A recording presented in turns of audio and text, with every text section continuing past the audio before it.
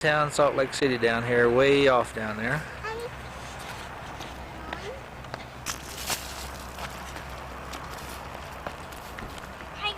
And there is the Capitol building.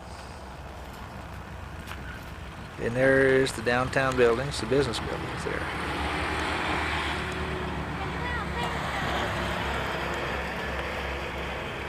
There's the mountain ranges in the back. Those are the Oquirrh Mountains.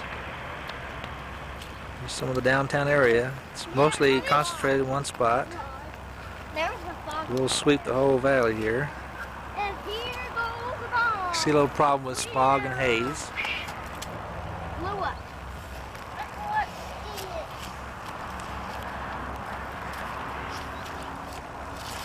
And right over here.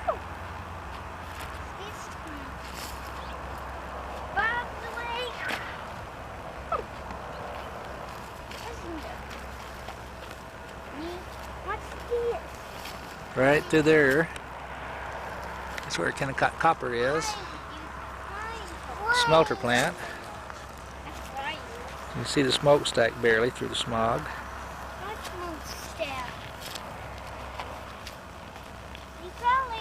And there's another stack. There's the mountains rising above the smog. So we'll pull back just a little bit here. Then out here in this area. No, honey. You don't know what you're doing here with the camera. Daddy barely does. And right out through here, that area is about right where I work.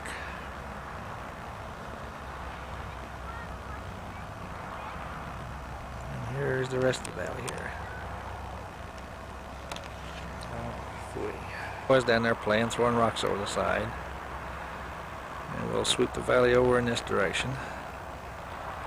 You see the mountains, and there's smog over the valley.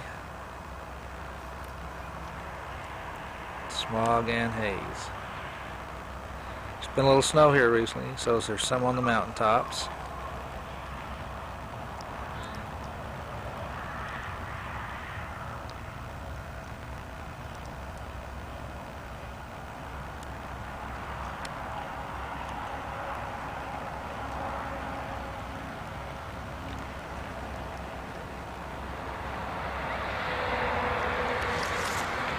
See here. Trying to pick out where I work. There's out. Zoom in here a little bit.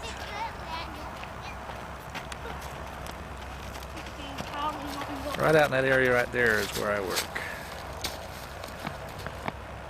Where those towers are through the smog.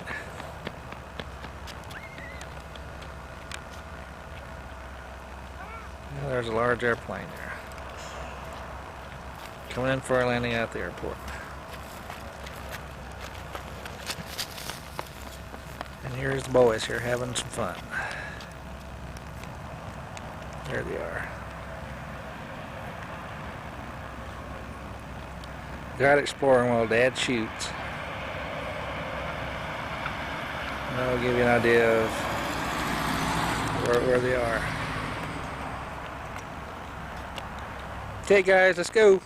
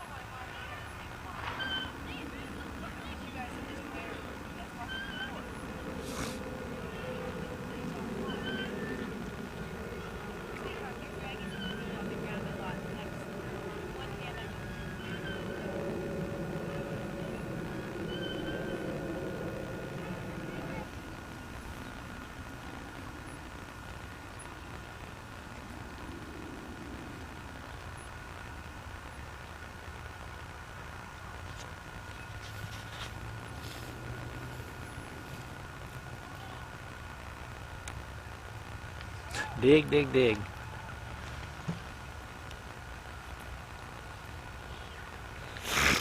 How you doing, baby?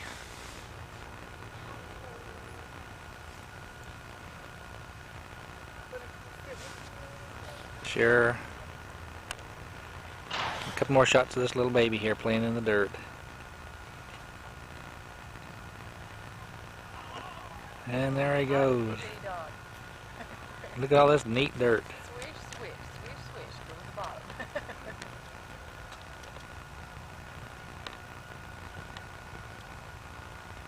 I don't know why everybody wants to take their shoes off as soon as we get someplace where they can do it. I don't know. Which is what you put shoes on for, places like this.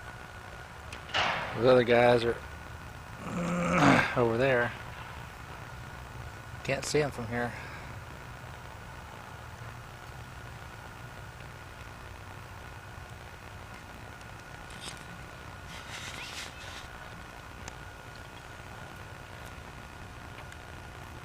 He's scooting around real good, isn't he?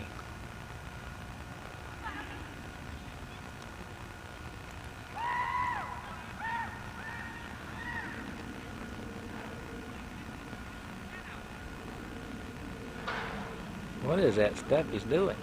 No, Right in the mouth. Not in your mouth.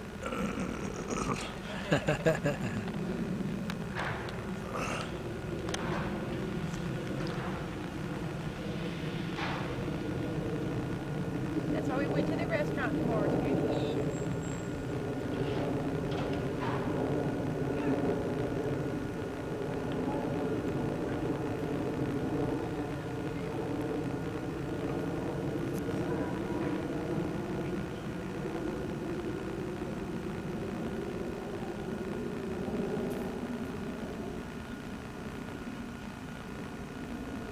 Grass.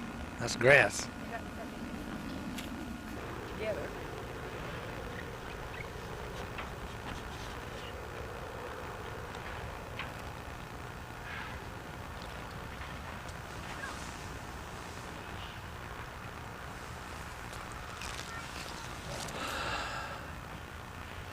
We're recording right now, by the way.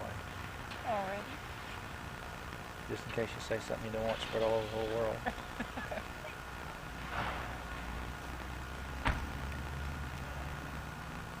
Don't tell who's cheating on who right now, huh? Yeah. Okay. The boys sure having a big time over there. Enoch has wanted to play on that particular set of things every time that we came over for t-ball. And it was just too far. I finally gave up one time and said, okay, if you can find it, you can go play on it. I will pick you up over there. And he got lost trying to find it. But he knew they were here somewhere. Well, it's everybody but Daniel. I saw him. He's up there. Oh, I see him at the top of the slide there now. See what he's doing. He doesn't have enough courage to go down. That's an awfully big slide for you.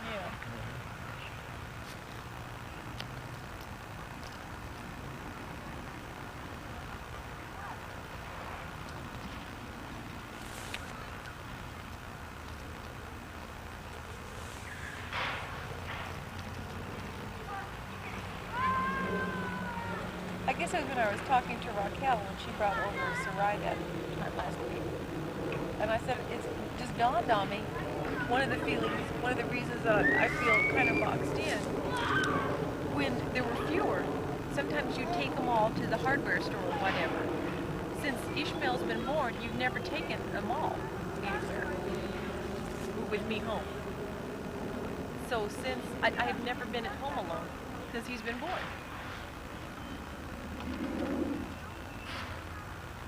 That's true. And I don't really know what there is that can be done about it, because I realize if you're actually going to get something done from personal experience with four with you, it's pretty hard to do.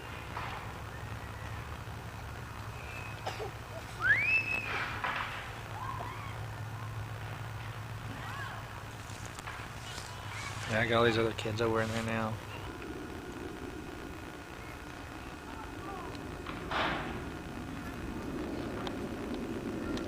Daniel's bouncing around on that bridge. Good on getting pretty brave.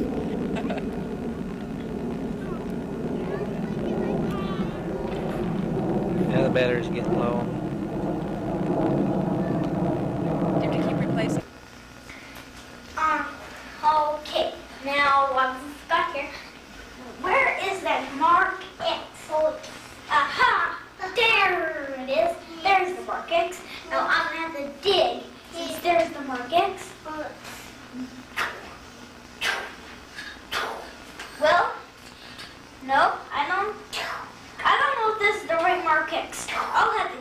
in the man.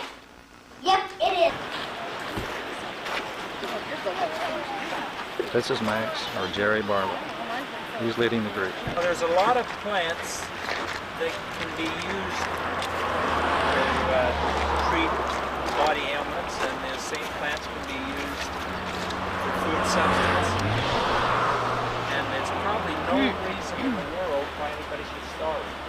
When it really gets down to it, we're kind of used to eating French fries, RBFs, beer floats, things like that. But if you got down to it, you could go under a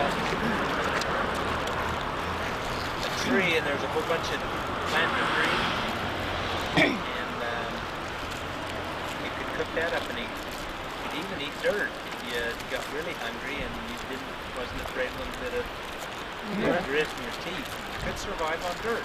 You go right down to the primary food chain, but it's possible. And there's a lot of vitamin C in the green plants.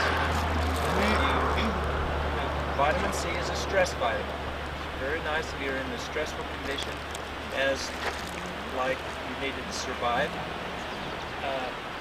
The pine needles, you can boil those up and get quite an abundant amount of vitamin C from the pines. And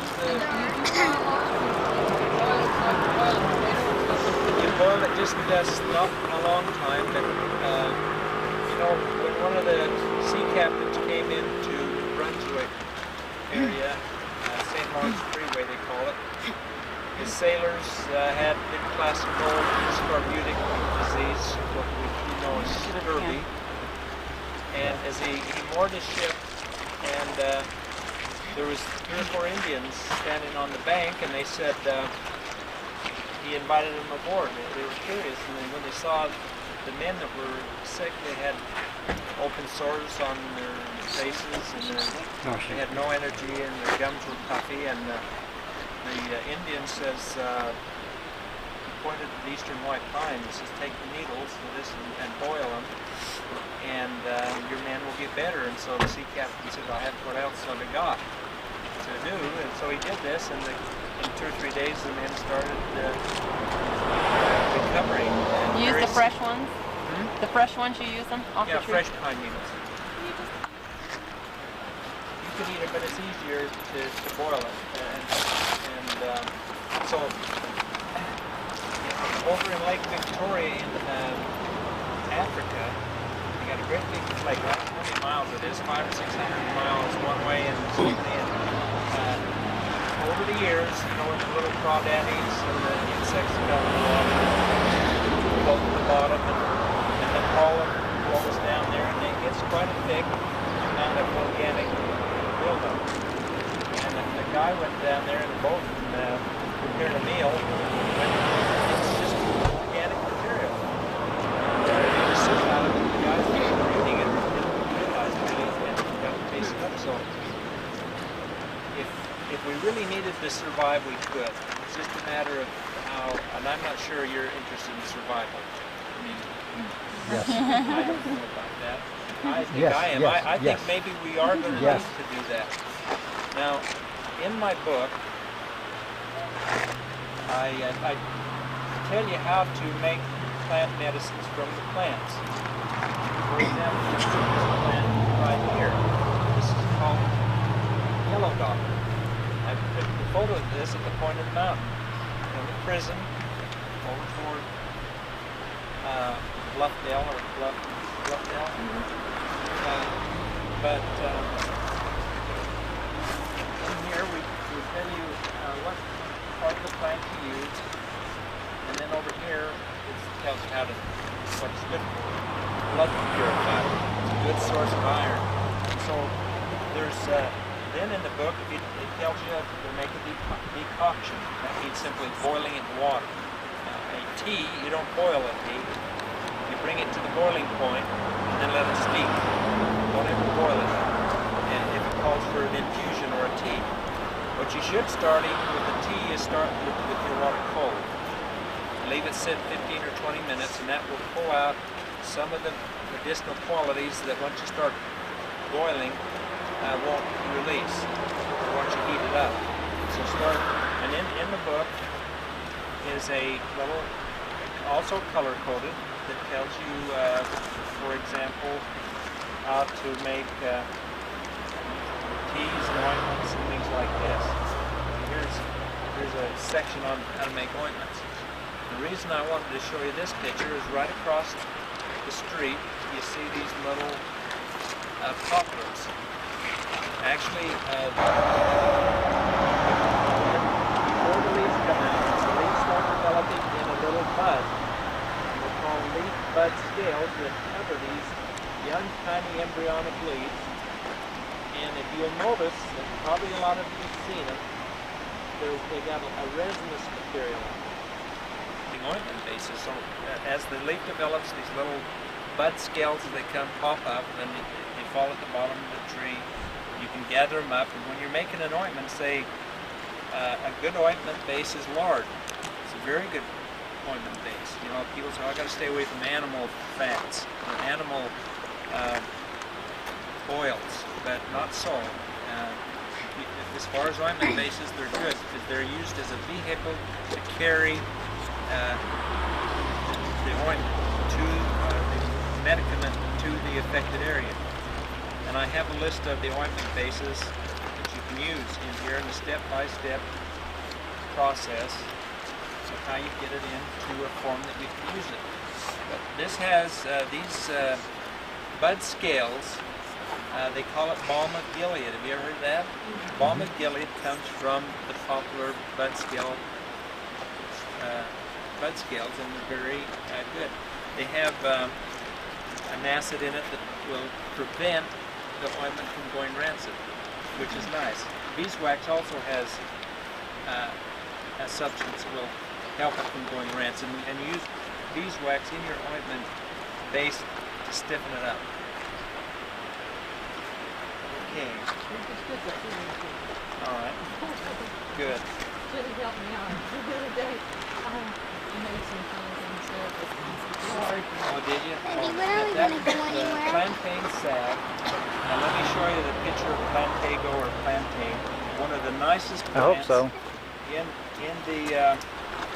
in the world, as far as I'm concerned, and it's certainly good for detoxifying poisons, bee stings, scorpion bites, snake bites.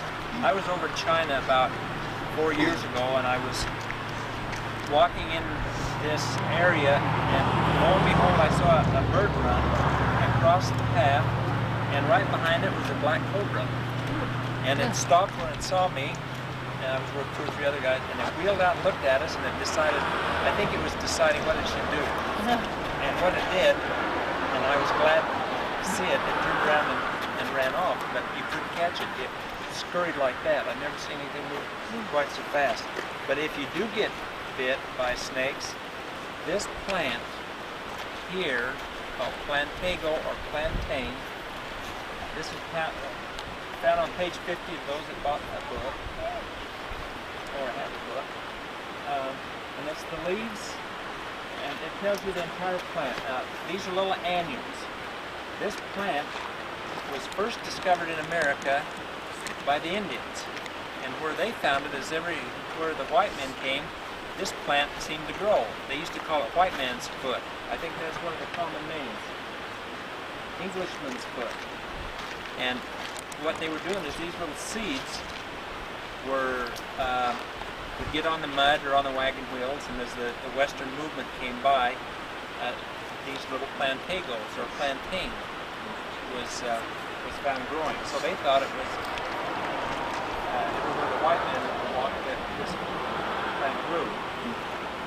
As I said, it detoxifies poison. You know, there's 2 types of poisons generally: a neurotoxin and a hemotoxin. And hemotoxin would be what kind? Blood. And neuro, the nerves. When the cobra would bite the little mongoose, its natural enemy, usually the mongoose is quick enough that it could kill the cobra, but if it got bitten by the cobra, this little animal would go and eat this plant, in the family Plantagenaceae, and it would detoxify the poison. So if you've got boils, carbuncles, styes in your eye, just go out on your lawn, and it grows pretty abundant, doesn't it? All over in the yard. Chew it up in your mouth. It's a good way to make a poultice. You don't mind it. Whip it out and put it on, especially a bee sting, where you want to get it on in a hurry. Now, you don't need to do that. You can get a little mortar and pestle and grind it up and add a little water and make a little deal in it. But if you're out on an emergency situation, just chew it. Especially if you get people get bee stings near the central nervous system. You know, it can be fairly tragic if people get bitten on the back of the neck or so forth. So you just apply it as a poultice, you don't actually chew it, knead it, or take it as a tea? Do it as both. Everything that you can do, if you can take it as a tea, you can apply it as a poultice, and vice versa. Anywhere you can apply it topically, eat it internally, so it gets in the systemic portion. Now, these little plants, have you ever seen it? I guess if you haven't seen plantain, it looks like a dandelion. It grows real close to the ground. The leaves are more oval shaped, like this, and it's really quite abundant all over the United States. The little This thing over on the back, and the stem goes all the way up the whole line to the branches. Now, I love to distinguish, but you can find it in these anybody's lawns. Yeah, it's in the lawns or parking lot, and it grows a lot in gravelly situations. Now, it's the seeds that is used to make a demulcent, and I list down here what it's good for. Some of the medicinal properties. It's antiseptic, it's a demulcent, it's a blood cleanser, it's a vulnerary, it'll stop bleeding and heal wounds, and it's a diuretic, which means what? Promotes urine flow, right? It's a pretty good. And then it's an astringent. And I want to talk to you that the seeds are used in Metamucil. You heard of that? And it's a good for cleansing and soothing colitis and very irritated mucosa, mucous membrane of the alimentary canal. Like hemorrhoids or just... Hemorrhoids. A lot of people make plantain ointment as a suppository and so forth. Now, down here, the seeds.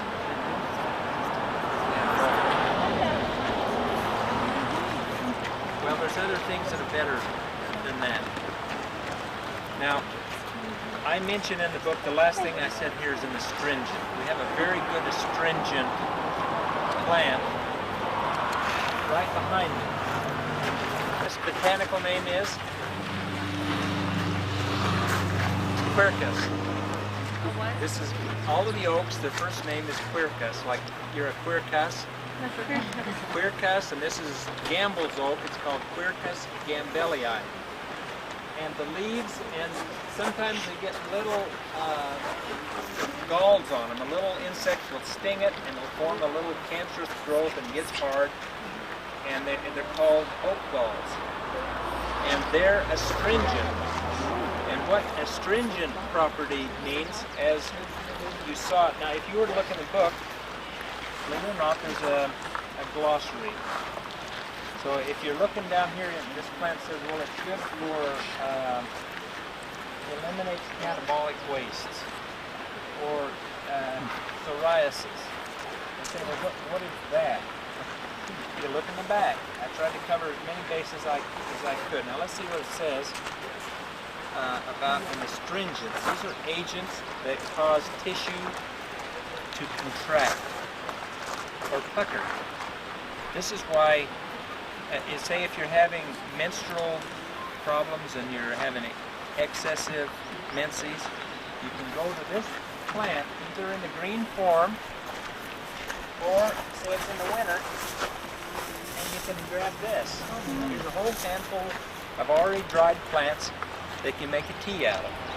Perfect for excessive menses or demonstration. If you get the green, you have to let it dry. Well, it's easy. It's a pretty good way to do it. Dry it and cure it that way. But if you just wanted to get a good plant like this would do just as good. It's already dried for you. Ready there, all ready. We didn't even know that, did Would we? this do the same thing for like a uterus infection? If you have one that- Well, it would. It would have the same effect. Now, the very first plant in the book is called Shepherd's Purse. When I was trying to decide what the name of the book is, my then wife said, what do you call your book? And I said, I don't know, medical botany, this or that. And she says, well, what are some of the plants in your book? And I said, well, the first one's Shepherd's Purse and the last one's cayenne pepper. So I call this book from the Shepherd's Purse, and the ending of it is called To Comfort, or To Cayenne Pepper. Now, most of you, look at this. We've got the Shepherd's Purse Internal Bleeding Healer. If you're going to do home deliveries, this is a plant you can use, or you can use several other plants that will prevent internal hemorrhaging. And notice this, it is also a mild astringent, and it's for all types of internal hemorrhaging. Now, have you ever seen Shepherd's Purse? It grows all the way around your house, doesn't it? The reason I put the common plants is so that the average person can find the plants that they needed. If you get a plant book and it says, go to Poland, or Damiana, oh, that's great, where do I get it? You're not going to get it in Utah. So about 70% of the plants, or 80% you can find right here in your hometown. You mentioned those little gold. We used to use it a lot, didn't we, Kevin? When you catch yourself shaving, you're going to go on a date and you're trying to get ready to go and you whack yourself, and so you got a little piece of alum rock and you put it on there. That causes the cells to pucker, and it closes down the blood vessels, the little tiny capillaries. And that's what an astringent does. It causes the cell albumins to coagulate, kind of gives a little puckering, and will stop bleeding. Now, I did a talk show in Montana, Great Falls.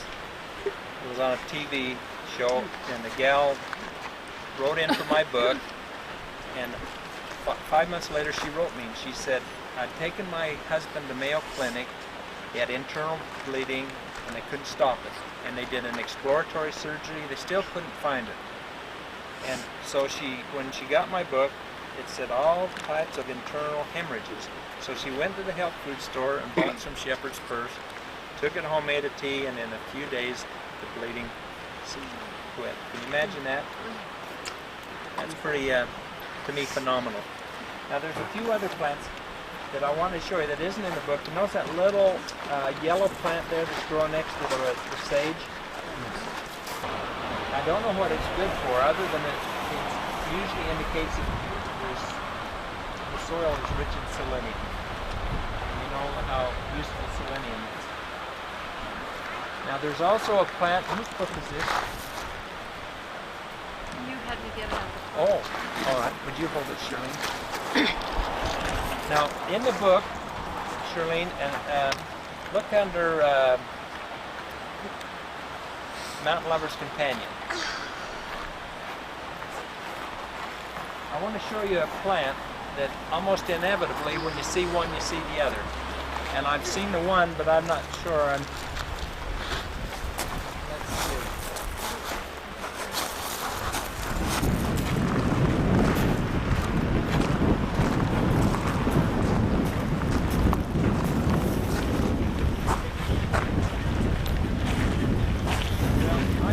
I think we'll have to wait to see that. Do you have any questions at this point? Yes. How do you tell the difference between that oak and poison oak? And poison oak? Well, poison oak is usually smaller, and it has a lot of red in it. That'd be one way to say it. Red in the leaves. stem, In the stem leaves. or the leaves? In the leaves, mainly. Okay. And I think they got little red berries too. I've seen it a lot of times. And there's a lot of poison ivy up in these canyons too. But we don't have red oak here, do we? not the red oak. Or the poison oak? No, I haven't seen any poison oak here. But I've seen a lot of poison ivy. At the Rock Canyon, up down in Provo, a lot of it. And I'll point it out if I see any. Yes. Selenium is good for if Yeah. you've got cancer, for example. It works with vitamin Is E poison ivy good as a already? cofactor, and selenium will break down the What? cancerous Is poison capsule ivy good that already? forms Bad. as a cancer ball. That's one thing it's good for. And then you can actually no, you wouldn't be able to. You'd have to eat foods that have rich in selenium or get selenium supplementation. I just thought I would brag a little bit about my knowledge of Stanley. Yeah. I think I met you before a long time ago, haven't I? Do you deal with the minerals? Do you deal with the minerals? I guess not. You'll see it occasionally. And I'm going to go in the car and pull out a plant and a bottle of my extract that I want to talk about because it's very important. You'll give me just a half a minute. This plant here, you can tell it's in the dill family, can't you? Dill and parsley and carrot. It's called an umbel type, what we call the description of the flowering, how flowers are arranged on a stem is called its inflorescence. The inflorescence of this plant is like an umbel, so they call it umbelliferous, or the carrot family. It means it looks kind of like an umbrella. The word umbra means that which casts a shadow. That's why we have an umbrella. And I have a classic question I ask people, what will go up a chimney down but won't go down the chimney up? An umbrella. If it's down, it'll go up the chimney, but if it's up, it won't go down. Big deal. Big deal.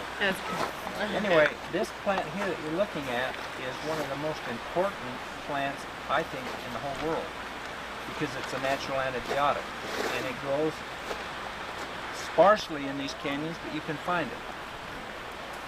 And this is, the Indians consider it a very sacred plant. In 1918, and if we get a chance to see one, I'll show you one. So it's not in the book, it's referred to in there, but it isn't listed there. It's the botanical name of this plant is Lomatium, L-O-M-A-T-I-U-M. The Indians called it the Dortza root. And the thing that's so good about it, I don't have a root. I think but the roots can get sometimes 4 to 5 pounds, and they're loaded with creamy oils. And they're fragrant, they'll knock you down and you love them. Now what I've done is I've taken the oil out and extracted it, and I put it in what I call LDM 100. And That is good stuff. That's good stuff. I used that last year. I have a lady in New York that, when I say I have a lady in New York, I have a friend in New York who is a lady, and I'm not wanting to use the air. Did I drop that? If I didn't, I wished I had it. But she had some parasites in the brain, and for 5 years she would swing in and out of consciousness. Her world was garbled. She went to doctors. She was diagnosed as little protozoans in the brain and just couldn't function. Suicidal almost, and just couldn't sleep. And a friend of mine that visited a doctor in San Diego, a medical doctor, gave her some of this. She moved to New York. And that was about 5 or 6 years ago, and she said, finally, why don't you take this material? I think it's good for it. And in 3 days, she started to clear. And you don't think, she thinks that I'm a saint and a very wonderful man. And I kind of agree. It really wasn't me, it was the plant, honest. But I'll let her think that. Anyways, Well, how would you expel parasites in the brain? she just takes 5 to 15 drops 3 times a day. And that's what she did. She said in 3 days, she said, I knew it was working, and she developed a real nice rash. That's one of the contraindications is you get a rash. But Some people do. some people do. About 1 in 200. Now we've had some doctors that have prescribed it for patients in 10 years and no problem. And yet some places people get it more frequent. But it's something you just give it up for a while and then go back to it. You know Jane Lee? Lansdale? Oh, yes, She buys a lot of once every 2 months. She sends it to her. Now, exactly, it's an antibiotic. The thing that it's antibiotic, it's virustatic. Now what does that mean? Viruses, it's extremely good for the viruses. Virustatic, when if you hear of virucide or bactericide, the word "cide" means to kill. It actually will kill the organism. If it's bacteriostatic, it refers to the antibiotic quality that it messes up the cell's reproductive capacities. It doesn't kill it, it just makes it so it can't reproduce itself. And in time, they'll destroy, because then the little phagocytes, little white blood cells, the platelet type cells, will go in and eat up the organism. It's fungicidal. That means it'll take care of fungus. If you have yeast infection, women mainly, but candidiasis, candida, I don't think there's anything better. I've got a formula, what I call microcides, and we're selling a lot of that, and it's all natural. You don't have to worry about, if you increase the dosage on antibiotics mainly, then you've got to say, well, wait a minute, we're having a little trouble with the kidneys. That's what happens. Or if you get into antibiotics, then the bad germs find a way to mutate so that they're not affected by the antibiotic. Some of them even eat the antibiotic. They like it so well. And then you've got one other problem with certain antibiotics, is they mutate into a whole different kind of a genus. Now, we didn't think that was possible, but we know that some type of bacteria can be like Plasmodium, or it can be Klebsiella or whatever, and it can change to a whole different kind. And if you notice, the doctor will check it out, and pretty soon, well, where's this critter come from? So he prescribes another one, and pretty soon you're on antibiotics. And then what the antibiotics do is they work down your immune system, and pretty soon, and other things like contraceptive pills will do the same thing. People get on contraceptive pills, and if you say, well, what can I expect other than it stopping childbirth or the conception? And they said, well, there's nothing really serious, just you get a yeast infection, a little vaginal infection. And so those of us who want to continue increasing the population of the world. I used to work for a social service agency in Oregon, and I had almost 14 kids, and I was totally out of place. And what I did is when I had kids in my caseload, girls that were kicked out of their homes, or where there was molestation or something, and they got there was a pregnancy occurred, most of the caseworkers would run them up to Portland for abortion, and I never canceled that way, always. And so, and what we found out recently, and maybe it's such a tragic thing, is these Planned Parenthood, they're actually screening and promoting abortion. They take the little babies, the aborted fetuses, and the placenta, and they run it through manufacturing companies who take the little placenta properties, which are very healing in a way, and they inject them in live cell, so people are getting younger at the expense of the unborn. And it's a very sad thing. Somebody was saying the other day, I don't know who it was, that telling Shirley and I that there's a scripture that says mothers release their daughters and husbands, will get that bad, and I tend to think we're fairly close to it with the unborn. Anyway, I want to throw you a little philosophy on there. I think I could say that I'm in a pretty good crowd. I've gone and lectured up there. People out away from there, if I say what I said to you, they would say, what business you have saying that. If any of you need some LBM, I'll see you get it at a good price. But you might want to try it. If we see any of this plant, I'll show you a little bit about it. We might even dig it a little. You use this, you're using that the little flower. No, you use the root. You use the root only. So what do you call it again? It's called, I call it Lomatium. That's the botanical name. Lomatium. It grows up around the University of Utah. I had a group up around this is the place monument. We were waiting. Did anybody ever make that lecture with me? Were you there, Joy? Do you remember how long it took us to get around that monument? About 4 hours? 2 or 3 hours anyway. I got a little piece of that root home. I never used it. So I couldn't remember what you used it for. Yeah. I could write. Well, there's a guy in California that's written it's called the Holistic Approach to Building the Immune System, and all the way through it he puts LDM 100. That's just my personal little brand name. And it is a marvelous thing. It's good for if you have ingrown fingernails or you're a little diabetic and you have healing problems, apply it on your anywhere. And if you got abscessed tooths, I knew I was getting a little too old. But anyway, it's really good for healing periodontal diseases and pockets of infection. Like gingivitis? Gingivitis, you just place it on. I could give you a personal story on what happened to me. But in fact, I'll just take a minute and tell you. I had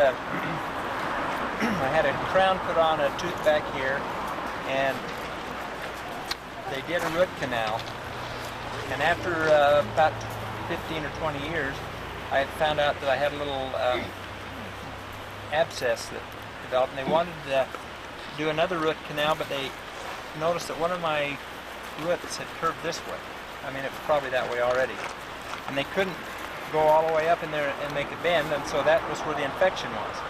So he said, well, I'll give you some penicillin, and we'll clear that up, and then once it's cleared up, we'll make an incision here and go drill that little crooked root off.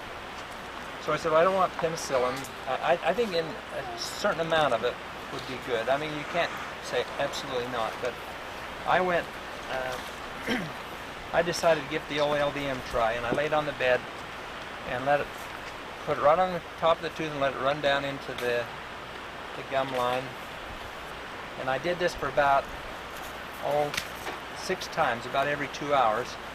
And during the night, I felt this tooth right up there, the gum just getting very large and painful, and it would throb. And I thought, man, this is really bad news, because it would throb for about 3 minutes, and I'd just hang on to it, and then it'd go away, and then about 15 minutes later, it would go again, and it had just about the size of a pea. I don't know if you remember that, Shirlene. And I was wondering, I was fretful all night long, and then the next morning, the swelling went right down, and it totally healed up. And what happened is it sparked the immune response to send a whole bunch of these white blood cells in there to do its job. And in one day it had cleaned up and stopped, and that was a couple of years ago. So much for that. Let's go up the hill before it gets too much later, too much darker. We're not going up there. We're only going up a couple hundred yards. Oh, okay. I mean, I'm just absolutely surprised to see this many people here at this time of night. This is surprising. Well, it's nice, cool time, and Beautiful night. thank you. Now, have you ever wondered what the difference between a pine and a fir and a Christmas tree? What is a Christmas tree? Well, let me give you a little hint. If the needles are flat and flexible as the fir, like this tree. Notice this is a flat, flexible fir. You'll also find a little description in the back of your book. I just thought you might want to do that, so I put it. It's a technique of identification. So the fur is free. a fir good too. There are it's like certain things are higher than others in the vitamin content. Like Acerola cherry and things like that. Vitamin C. Now, if you grab a hold of our plant and it's very sharp, and you grab the needle, you pull the needle off, and it's single. There's only one needle, like the fir, but you roll it through your fingers, it's square. It's sharp and square. Sharp, square, and spruce, flexible fir. That's easy, isn't it? Now, then there's the pines. The way you can tell the pines, I don't have one right for the pines, but if you pull a needle, you get 2 or 3 per bundle. You notice the pine, there's 2 or 3 needles that have low papery, they call it a fascicle. They're the plants. So pine trees have usually 2 or more needles per bundle, and except the Pinus monophylla, the single needle pine, there's always a little exception. But it still has no papery sheath around it, and you'll see that. So that's how you tell if they say it's a Christmas tree, you say no, it's a pine. Now, if you look at these, if you're able to look up the top of that, rather than the pine cone hangs down, it's erect. Sits up on top, goes up this way. Most of the spruces and the pines, the pine cone is pendular, it hangs down. These are erect. This is a fir. This is, I think, a subalpine fir, and this is called Abies. Abies corn fir color, something like that. Okay. Now this little brush here is a different. Notice these little berries. This is juniper berries. These berries are up. This is usually what you buy when you buy juniper berries in the health food store. But the very best is the Cedar City berries. Juniper, if you've ever gone to Cedar City, all of those, or out at Cedar Valley, or if we went up to Tyre, we'd see the mountain red juniper, which is a little different than the Utah juniper, but they all grow up around here and so forth. So the cedar tree gives you the juniper berry? Yeah, well, the cedar berries and juniper berries are the same. Oh, I always thought it was something. See, the real true cedars are the cedars of Lebanon. They're the true cedars. They just call them cedars, but they're not. They're junipers. This is a juniper, and all around Cedar City, it should be called Juniper City. Next time we go to Juniper City, I'll point it out. Okay, let's see. Soldiers, Milfoil, Thousand, Sanguinary, Old Man Pepper, and it used to been called Verba Militaris, or the plant of the military. And when the Roman soldiers were marching, the little botanist, and if anybody believes in reincarnation, and if I was reincarnated or lived a long time ago, I was probably one of those botanists that was out gathering yarrow, putting it in a little bag and following the soldiers. When they got in battle, fell to their battle wounds, I was out there probably making them poultice and stopping their bleeding. Well, I've heard about prophecy that they said the last day hero tea is one of the greatest things to help people. The good thing about it is you can cultivate it. And there's yellow yarrow that gets pretty good size in the garden yarrow. All very good. All very good. Let's look around here. When these yellow flowers mature, there's a nice little dark red, purple as it were, berry. This is called Oregon grape. Now we have another Oregon grape, and they tell me I'm not supposed to pick plants. But I think it might be all right if we do it for scientific purposes. Wouldn't you say? In my book, notice what I say of this plant. Right at each chapter heading. On chapter 3, the third plant down is Oregon grape. And so that you remember it, I usually put something about the plant, like plantain, It's a contingency plant. Contingency means an emergency plant. Good for emergency, bites, stings, whatever. Under Oregon grape, I put down Mountain Lover's Companion. Now, why would I do that? If you didn't know, and didn't get it firsthand from the author, you probably would never know it. You just say, well, what does that mean? It's kind of stupid to put there and not know what it means. Oh, that was really... Usually associated with this plant, which is a very good medicinal plant, is another plant that looks like this.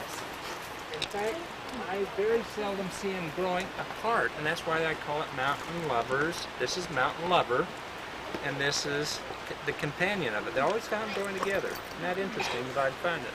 What's the name of that one? This is, the botanical name of this is Paucistamon. Oh. I wonder why they call it Mountain Lover. Paucistamon. And that's the scientific name. Paucistamon mercenides is its name. Now, let's get back to this plant, which is a very important plant, Oregon grape. In fact, a lot of people up in Oregon and Washington gather this plant, only they get quite a bit bigger. The roots, I've seen roots that big around, and they're just, if you were to scrape underneath this plant, you see a yellow, don't you? Do you know what that yellow stuff is? Berberine. So what? It's also composed of a little hydrasticine, the same thing that's in what do we call hydrasticine? What's the common name for golden seal? Can you believe that? This has the same substance as golden seal. Is it as good as it is strong? Not as good as golden seal because it's not as strong, but it is good. You ever remember a long time ago when you ate, or not ate, it used murine eye drops and it was kind of yellow? Where do you think they got it from? Berberine. And what it does, so what does it do? Well, it soothes the mucosa or the mucous membranes of the eyes, and that's why they put it there. So it's a soothing part for mucous membrane. Now, what does it say in my book, what it's good for? I have to remember. I don't remember. Just some of the mucosa or the mucous membranes which line the alimentary canal and certain kidney organs and so forth. Herpes zoster, a little of this, a little gumweed which goes along there. Gumweed's in there. And LDM is good for herpes, which is a bacteria, a viral infection of the nerves. It usually shows up on the back or somewhere. Yes? What you do is you dry it and then you make a tea. And the color of it will be yellow. See, this yellow substance called berberine and hydrasticine will blend in water, make the tea and drink it. You always scrape the outer bark? Yeah, now usually when we're talking about roots, and that's a good point, and I didn't know what your question was, but usually hard parts like bark and roots and really coarse fibered plants, you may need to boil it. But the soft, delicate plants, yeah, boil it 5 to 10 minutes. It's usually, well, a low boil, low simmer. But see, your temperature wouldn't be any hotter. See, once it's the boiling point, it's 112, and all that happens is faster evaporation. Temperature remains about the same. Is that physically a good physical principle? Okay, so much for this. Well, I don't know what this is good for, but if you feel very romantic or just go up in the mountains. This is the Doug fir. You can always tell Doug fir by its cone. It has these little parts here. You've seen those. Douglas fir, named after David Douglas, who was an Englishman who was kind of a funny guy, and he got hired in a little botanical garden, and he went wild. He loved it. They said, "You're so enthusiastic about it, how'd you like to go aboard one of the Queen's ships and collect plants in the New World?" And he went to the the eastern seaboard and collected, and his collections were so great that they put him on another ship as the ship botanist, and he went into around Portland, Vancouver, and he collected all the way around there, and he's the one that found the big slash pine. The pine cones were this big, brand new. Nobody had ever seen them before. Have you ever seen the slash or the Elliott pine? Yes. And then what he did is he hiked across the country through Spokane and to the eastern seaboard and back to England. And then he got on another ship and collected all the way through Idaho. And he's the one that found this Douglas fir and described it. What? David Douglas. What year was? Around 1830, something like that, I think. And then he went to Hawaii, and of all things, he was botanizing Hawaii, and he was looking at a plant and walking, and he fell in a hole. Kind of a big hole-like thing, and you know what had happened? A very sad thing happened. A bull had fallen that same hole before him, and that bull was alive, and David Douglas didn't come out of that hole alive. So it's kind of a sorry ending. I thought you'd like to know that little story about this. Now, one of the plants I really want to talk to you about is this plant right here. It's the third plant in the book. It's called mullein. Oh. Yeah, this is one you ought to get acquainted with too. I make an earache medicine, and it's extremely good for inner ear infections. You little ones that have, you mothers that have little babies that can't make it, and they're born. A lot of babies are born with inner ear infection. This little plant, if you can barely see the little flowers and this little flowering head. Sometimes this plant will go along the roadsides about this big. And you can see a picture in the book. If anybody has it, you can. Could I see your book just a minute? I want to show you. Oh, this. that mullein eardrops, I've used them for years. They're fantastic. Oh, wonderful. What you do is, and this tells you, take some olive oil, you collect these flowers. Actually, if you're tired, you don't have a lot of time, just cut off this whole stem, right where the flowers are, put it in a Vitamix or some type of grinder. When it's pretty well beat up, then you just pour olive oil on it and let it sit for about 2 weeks in the sun. The sun adds enough heat that it will extract the medicinal qualities of this plant flower. And this is the plant right here. I took it and I filled up a little bottle clear full of those mullein things, and then I put the Everclear alcohol in. I found that the Everclear alcohol can clog up my ears. Well, I tell you, I do the same thing. Only I use olive oil and the alcohol. Why do you use both? Why do I use it? Because the alcohol and Everclear Strength, which is about 192 proof, will pull out a lot of things that the oil doesn't. This LDM 100, if you want to just use it directly, or I put a little. I tell you some of my secrets. I put a little LDM in my mullein oil, so that's what I do. But does the oil have a tendency to build up in your ear? It has a tendency to do that. This is what somebody said, and that's why they use just the plain Everclear and this stuff. And the Yeah, mullein. that would be all right. And I didn't blend it up. I just put the whole flowers in there and just shook it for 2 weeks and raised it. Yeah, that'd be all right. See, you can just develop your own art the way you can. You want to make... Thank you. Now, these leaves will get fairly big, and you can notice a little how soft these leaves are. They're very furry and fluffy, and in the book it calls it the asthma plant, and that's simply because when the leaves will dry, if you'll burn them, you might could roll it up and smoke it.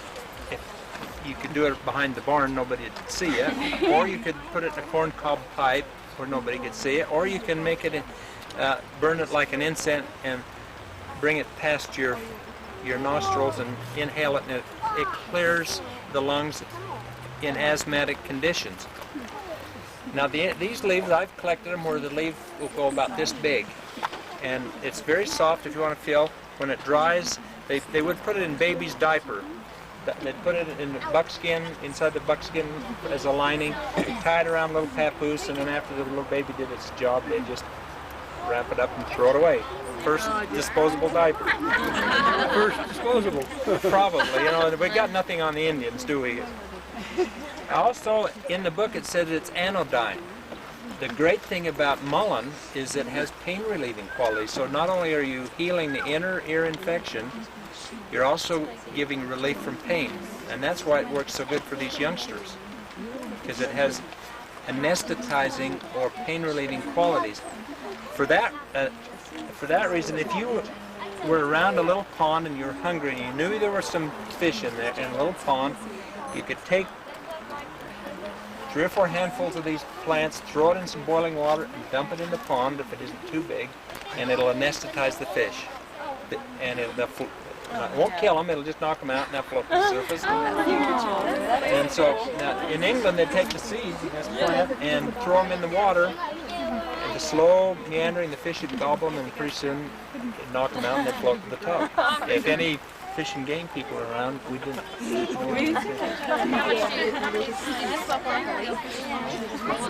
For smoking, yeah.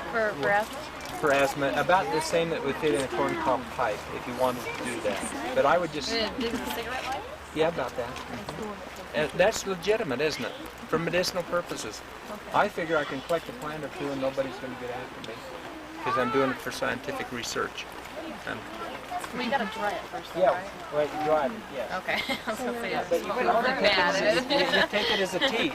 The women of when people couldn't get root, you know, back in our days, us oldies, before they had all this rouge and everything, or if somebody couldn't afford it, they'd take this plant and it's got little glassy-like spicules on it, and they would rub it on their face. And it's a counter-irritant, you know. I got a date and I got to look good. Okay, well, so much for that. Now, here's I want to show you. This is a little mustard, and you can tell all of the mustards by the type of fruit it has. And this has a little papery sheath. And the seeds, you have little seed coats. They pull off, and usually the seeds flop out. And when you get that little papery petition, which is called a salique, you know you're looking at a mustard. This is the mustard seed that they talk about. Yeah, the mustard seed that they talk about. Yeah, they got very, very tiny little seeds in here. What does the mustard seed do? Nothing, except build your faith. It builds your faith. What about the mustard plasters? Mustard plasters are a good example. They are what they call a counter irritant.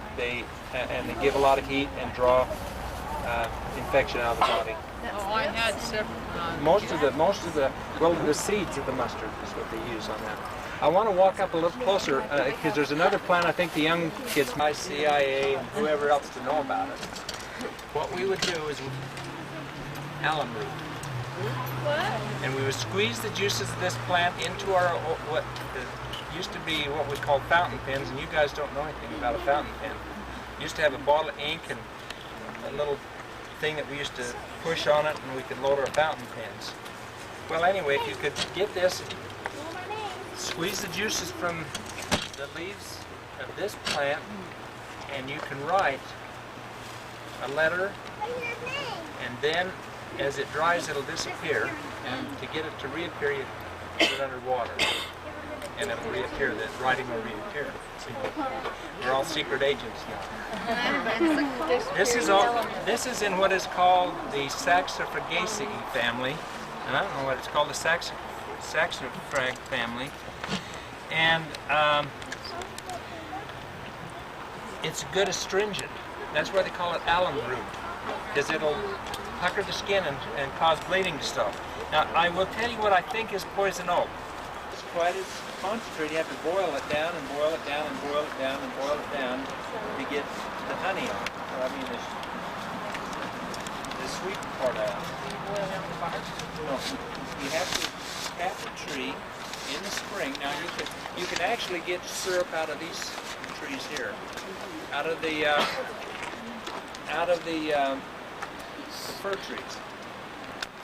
It's not as good as maple sugar. It's easier to get it out of maple sugar. But like I said, there's some sources of plants that have vitamin C that are a lot better than these plants. But in about February, if you learn how to do it, you can poke a hole in that tree and out will come, the sap start running, and you can get a fairly good, if you know how to do it, sugar.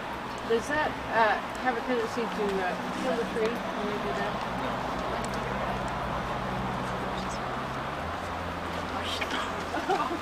Camp experience, you take the elder flowers and break them off. This is a perfect stage for them. And you just take it off the plant and mix it in with your pancakes batter.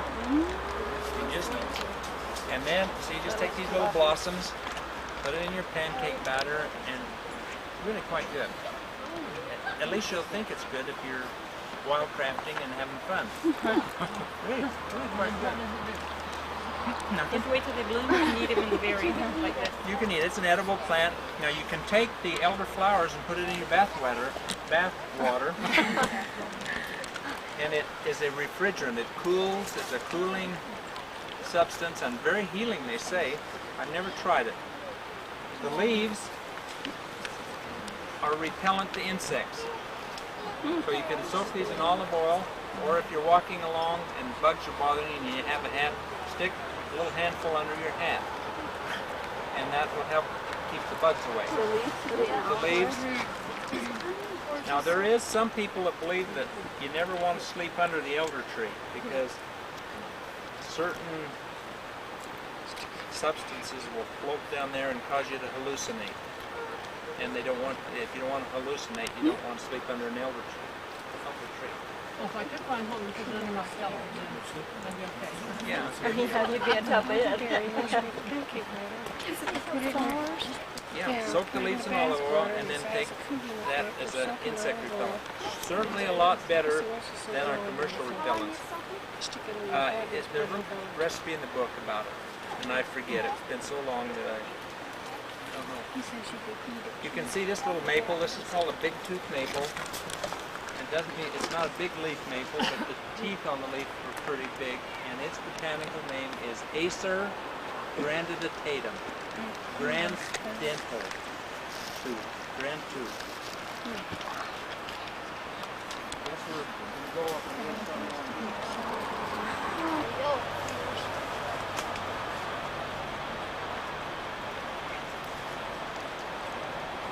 Elderberry. There's a little girl in Mexico. She's 30 years old. Not well. She has spiritual gifts. She's got a condition of the bones that the bone marrow isn't producing red blood cells, and she's going down. And I'm trying to get some myrtle down for her because I think that will really stimulate the bone growth. There's also material out of Mexico that I've been working with a guy down there in Ensenada for about 8 or 10 years, and he finally agreed to let me have the formula, which it regenerates nerve tissue, blood tissue for Parkinson's disease. Little myrtle?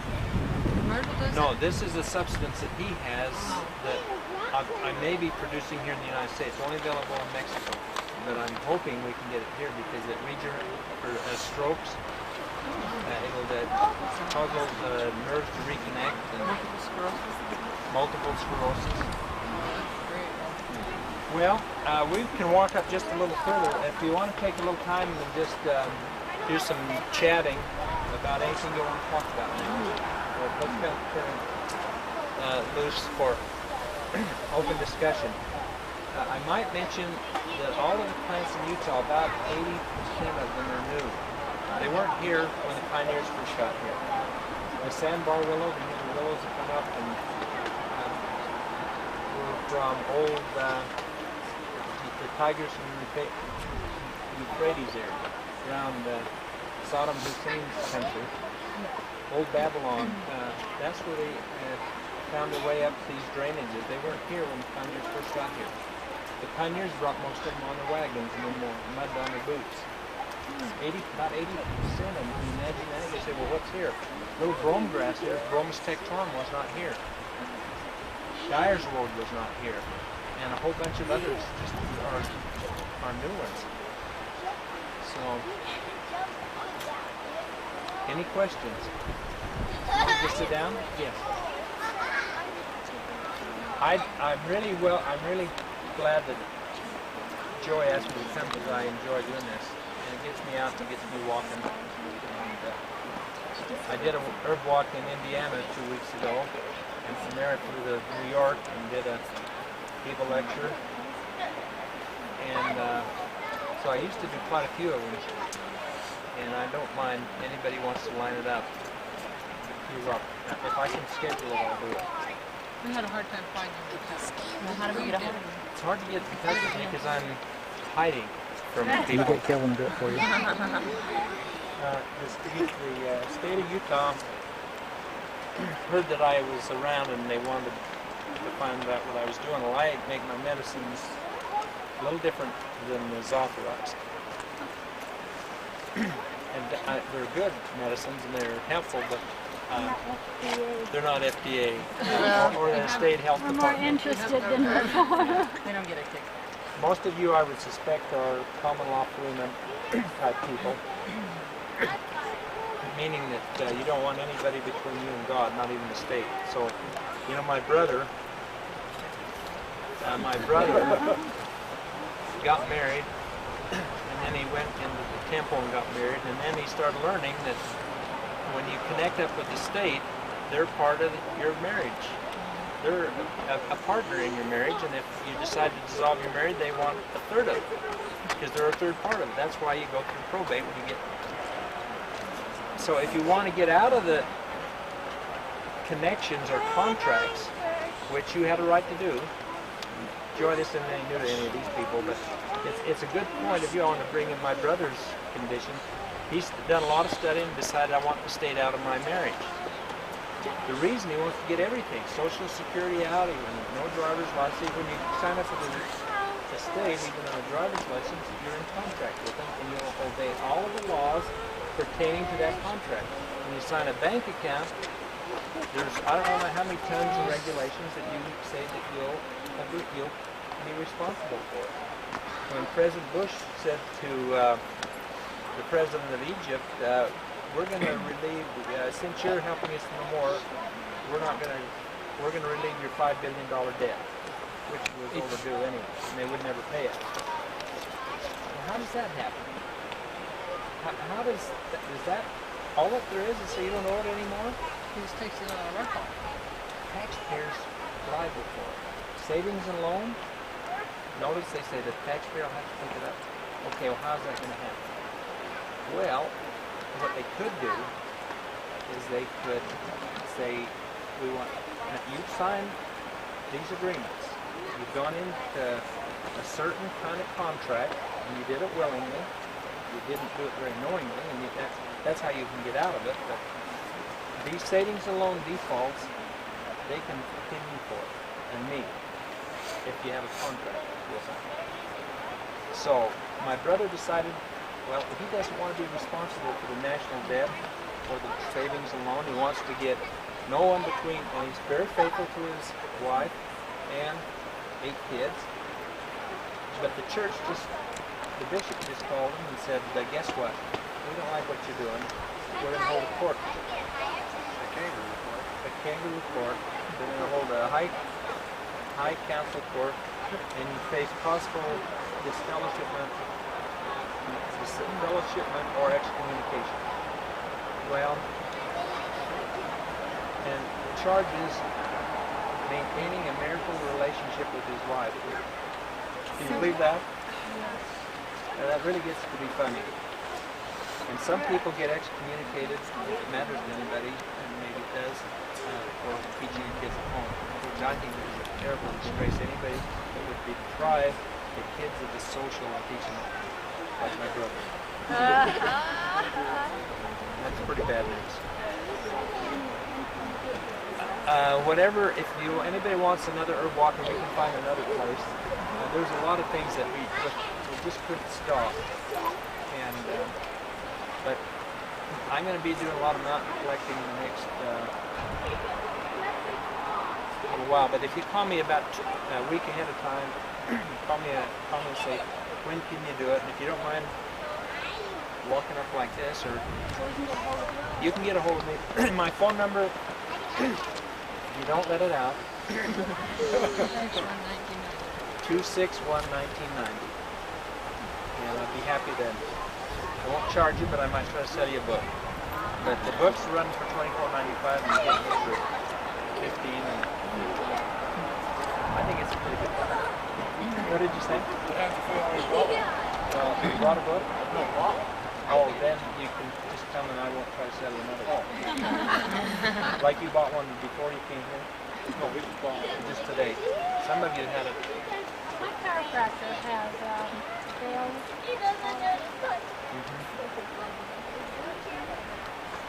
Well, I would think that Bill calls in. I asked Dr. Winslow in Ensenada. Rhodocane is a pretty good substance for Bell palsy. What I'm hoping to do with this material is manufacture it. It charges for 24 little ampules.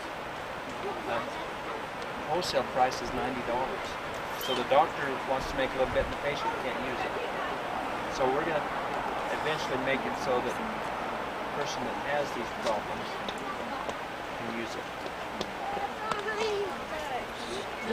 Down where there's moisture, you know, like if you're coming into Alpine Hills, there's a dip down there. There's some plants down there. That would be interesting. There were some plants that were along there, and somebody wants to know what poison ivy looks like. Anyone wants to know what poison ivy looks like, I'll stop and show you. Well, I'd like to see that.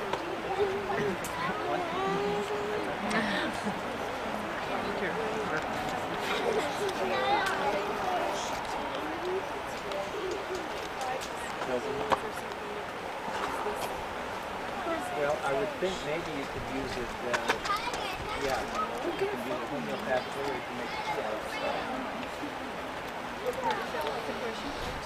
Just dry it? Just dry it. This is brome grass, or cheatgrass, June grass. Is that the Got stuff a that lot of sticks in common your names. shoes and things and in your socks? Yeah. And what does it do? Yeah. Okay. What does that stuff besides being miserable? Well, now look, if you wanted to eat this, how would you do it? Most grass seeds you can eat, but if you start throwing grass seeds and chewing them, you get these little on that stick in your mouth, in the roof of your mouth, and it gets real miserable. So what you do is you get a rock and beat it up and throw little berries in it and mix it with a little bit of meat scraps and a little fat, pemmican, and that's how you get flavorful food supply out of these berries and out of this part of it. But if you eat it just chewing on it, you're going to get these little stickers in your mouth. But it's a very good source of food.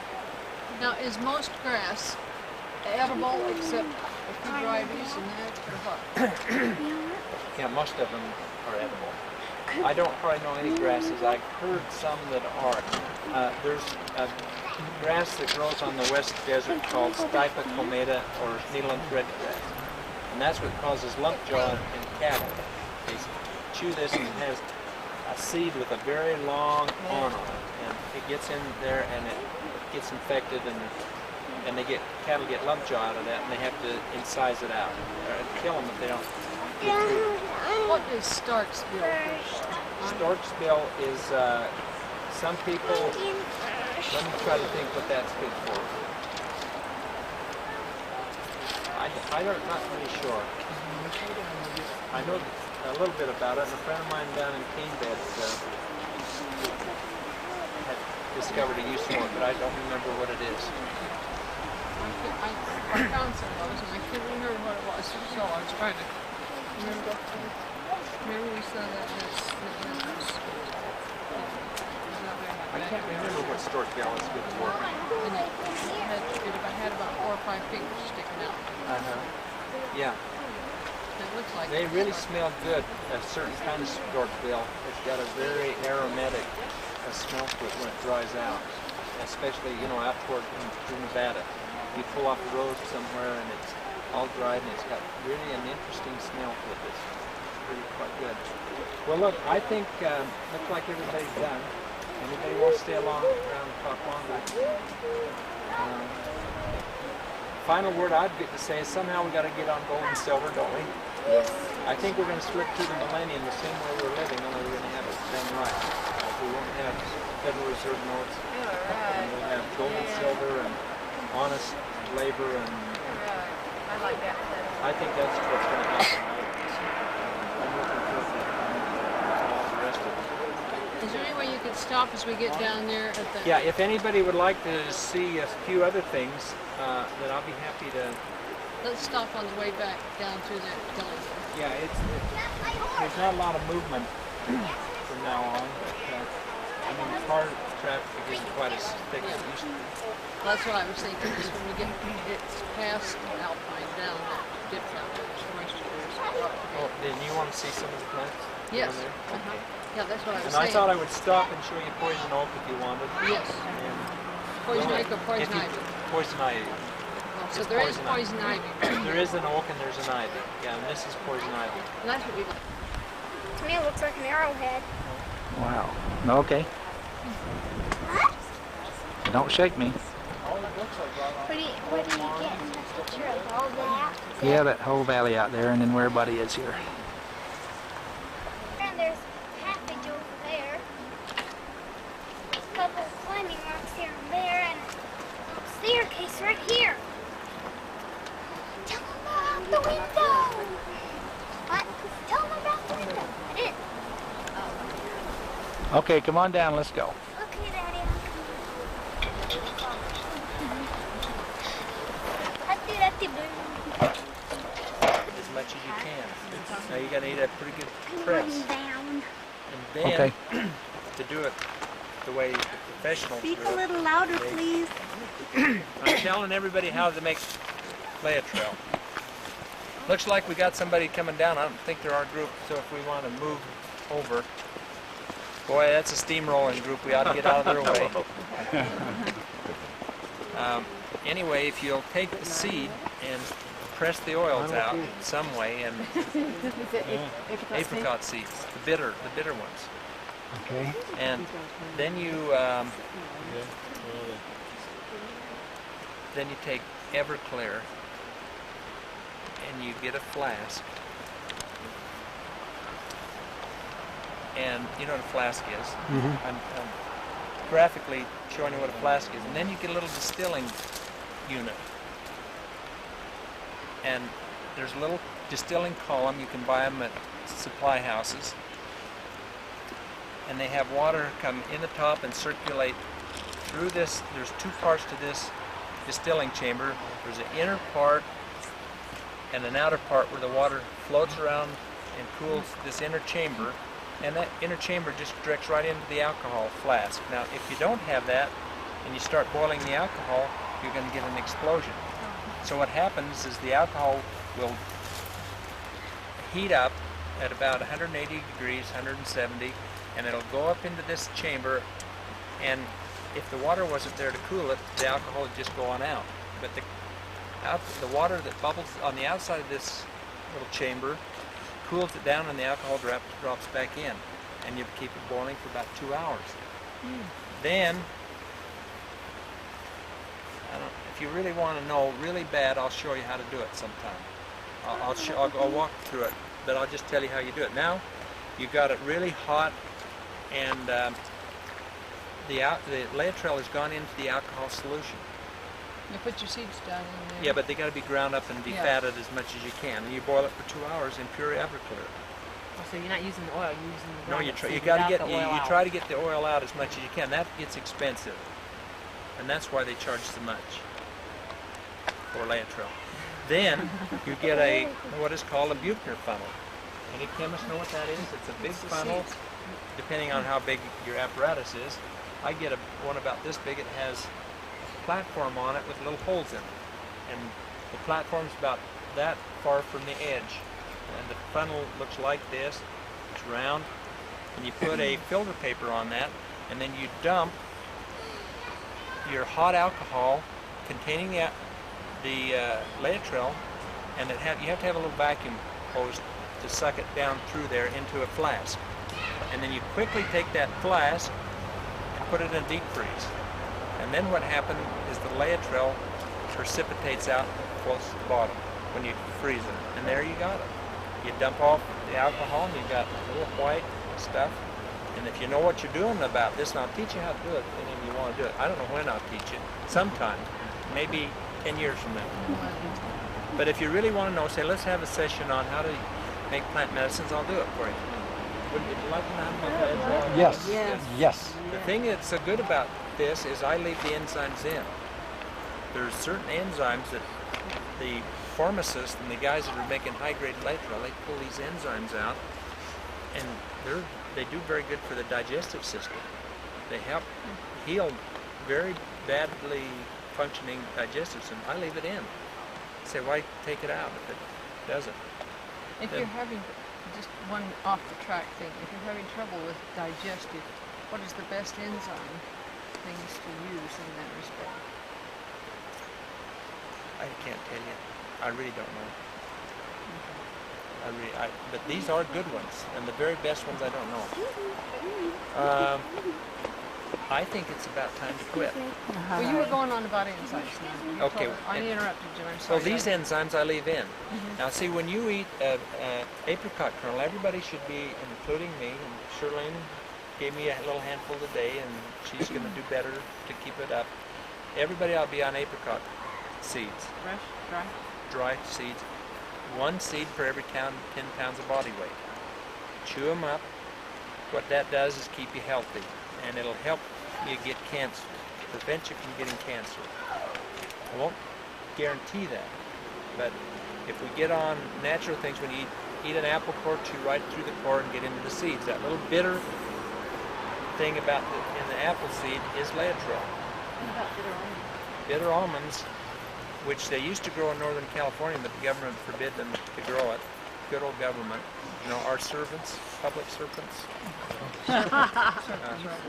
See, they said they had made them chop the trees down. Now you might, what we heard about marijuana.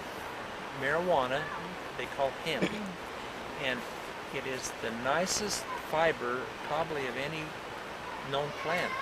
And there were people that had plans of textile.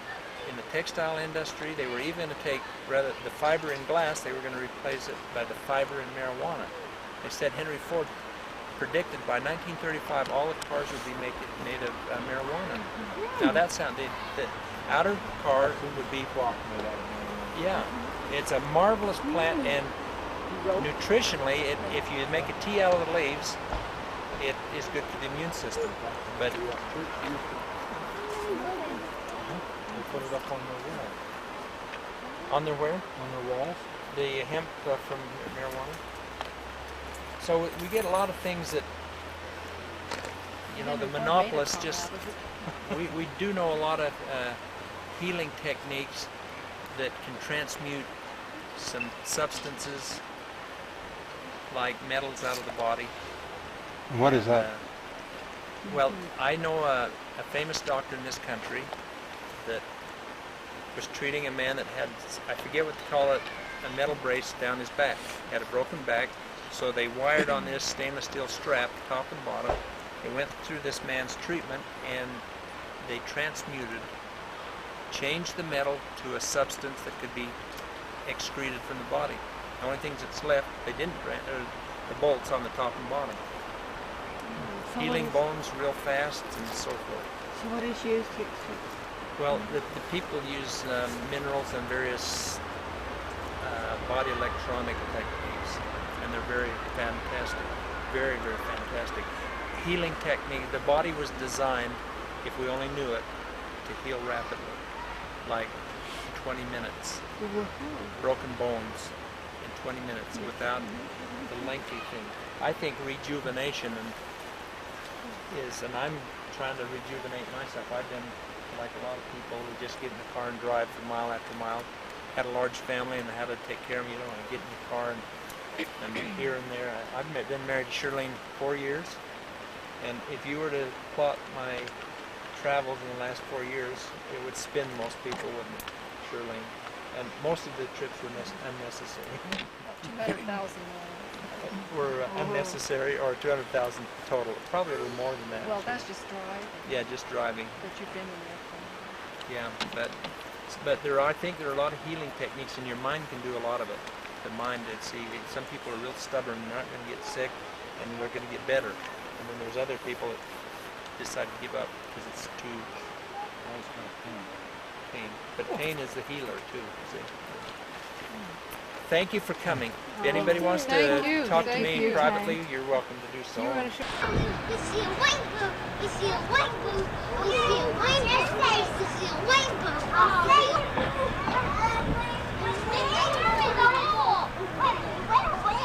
This is a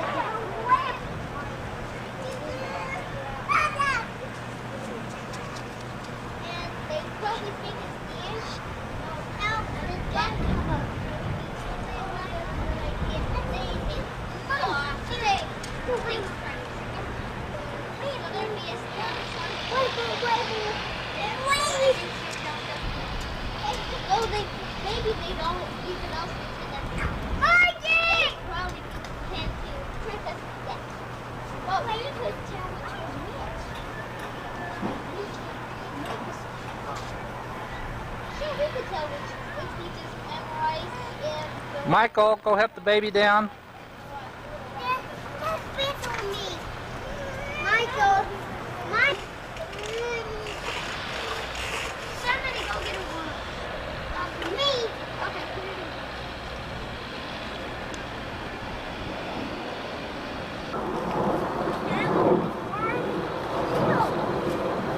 What do you need? Stay down and have big legs. These cats. And I'm quiet.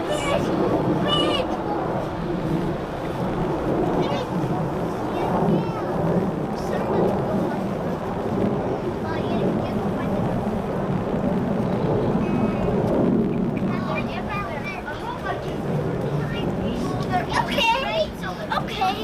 Stay there for me. You get here for me. Take this shit. Bye, you want to stay there? That's what I'm going to do. Hey! Help me. That's me now. That's me. That's my boy. And then they drop it. Mario's waiting. Are you listening? That's me waiting now.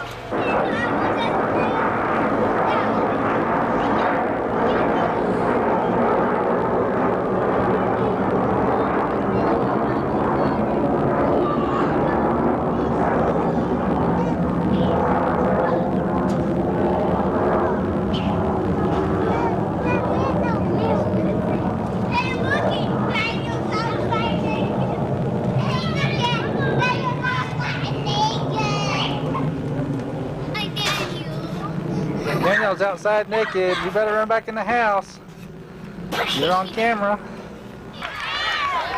This is just prior to the last T-ball game of the fall season, and our camera is not focusing very well here, but that's Enoch and Michael. They're warming up before the game.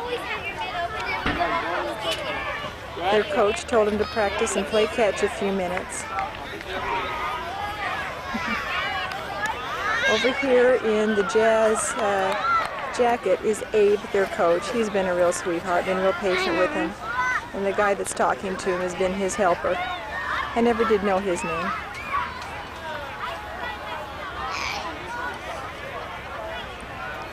Last Thursday at their last practice, they were pitching balls to Michael and Enoch and having them try and hit it with the bat instead of just hitting the ball off of the tee.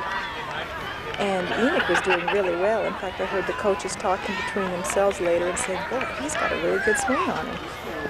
And Michael, of course, who's had a year to practice at it, has done really well with the pitches, too. He can usually hit them. And they may try it even in the game today. I hope so. That way I'll be able to get it on tape and show you. Good stuff. Marina, go get my book. I forgot it again. Okay, now we're getting ready to start the game. Everybody's here lined up. Our team is up to bat first. Our team did not have a name. They were just called Team 57. Michael and Enoch are about 2/3 or 3/4 of the way down the bench. There's the coach's last minute planning. And the other team is out there warming up. I'm hoping I'll be able to focus this camera well enough to be able to show you our boys when they're up to bat.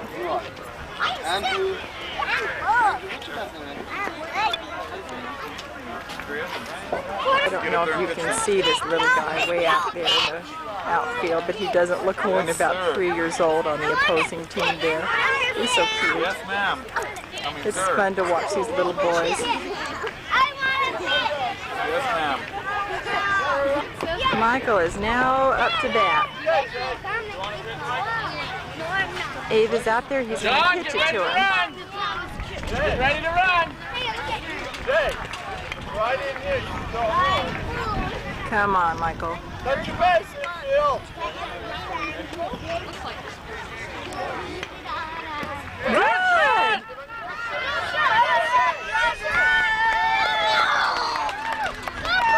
Okay, now it should be. Okay, guys. Oh wait, are we? Got to try to get him pitch this way. I guess we're changing. Enoch will be the first one up to bat next time. Matt, Everybody's got to grab their mitts and head to outfield. We still only have the one mitt, so Enid's been using Daniel Chance's mitt this season. There goes Enid, and there's Michael.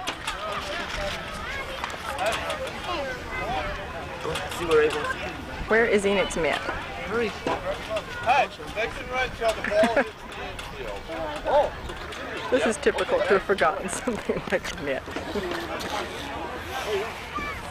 There we go.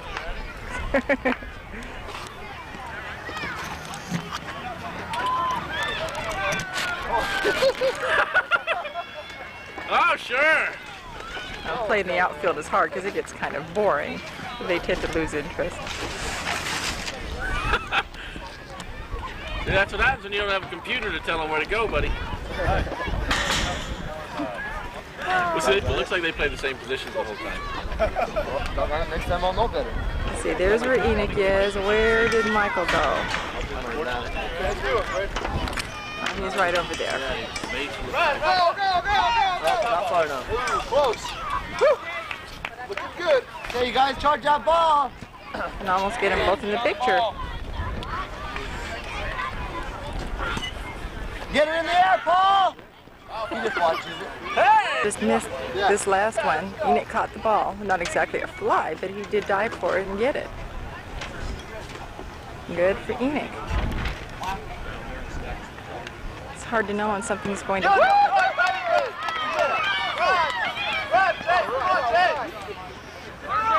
Third, Brad! Run up on it, Andrew. Good hit, buddy. Okay, here we go. Everybody ready? Come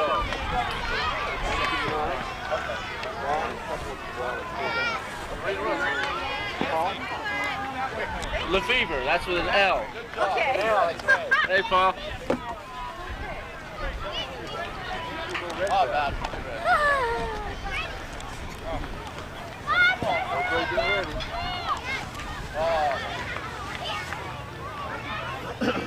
We got 3 outs. We're switching again. I believe Enoch should be the next one up to Who's the hit. last one to hit? No, it's not. You were the first one. Enoch's next. Enoch?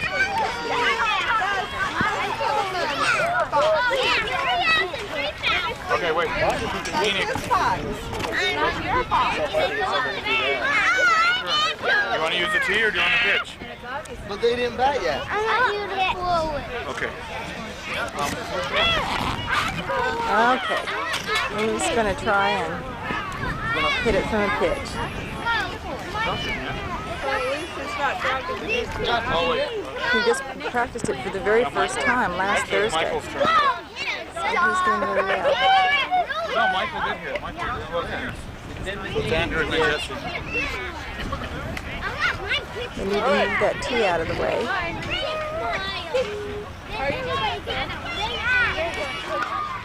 Okay, come on, Nick.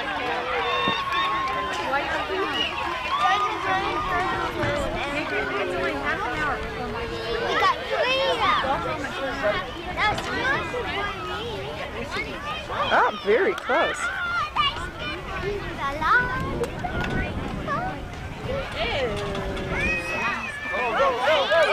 Okay, go, Nick. Run. Is that safe or out? I guess they're going to call him safe. Good. Good job, buddy.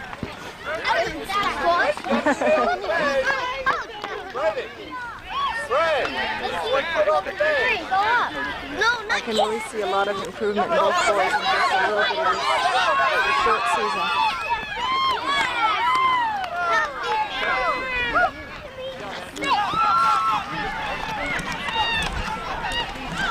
They did move him around. Please stop banging out. It's balancing the camera. Thank you. Enoch! Enoch! Run, Enoch, go! Go! Did he make it? Come on in, Enoch! Hey, baby! Oh, I guess he's out. Baby! Good going though. Now pay attention to the game, buddy. On the back. Hey, Paul, let's get Oh, it, what buddy. about when I hit it over the quadrant? Good hit. What's Nathan and Steven? Oh, they're back here. We can't see them too well. This is Sean before Brad. Say hello. Hold on. Yeah. Sean's up. Wait, Michael's wait, next up wait, to wait, that. Sean, go And they back. have the one that's next Brad, waiting you're after Sean, remember? right here at the gate. Greedy, over here. Get over here. Get her, Brad. Go, son. Go up, Shawnee, hurry. A little faster, son. He goes back here, cheer. Maybe he's one of the Nets. Watch it good. I think it's really cute to listen to these guys. They've gotten, as the few weeks have gone on, to take this game really seriously. And they call out cheers to each other, and when it's all done, yes! And give each other a high five. And it's so cute. Perhaps I shouldn't use the word cute. They may not appreciate that, but very endearing. It's fun to watch them grow up.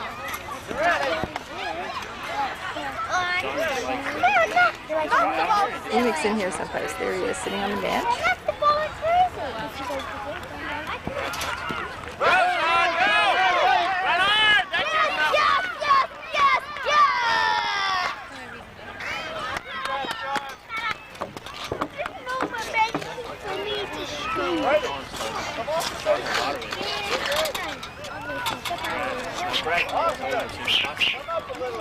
Mommy, watch me hit the ball. Okay. When it's your turn, I certainly will. It's what this camera's all about.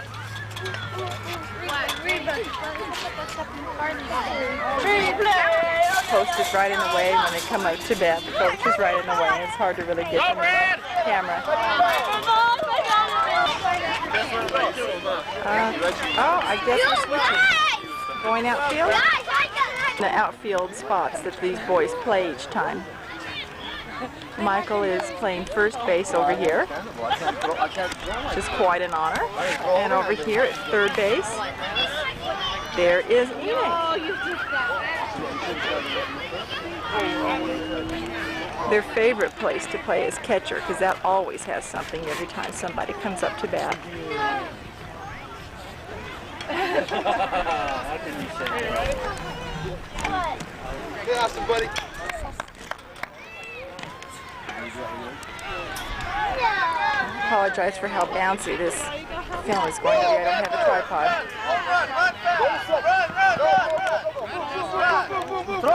Throw it in, Josh. Throw it! Oh, yeah. Nice west out there. Okay, bud, you ready? They're learning. They're learning. Somebody will be running over to third base this time, too. Watch over here at Enix for a minute. Here, Austin. Here, let's move.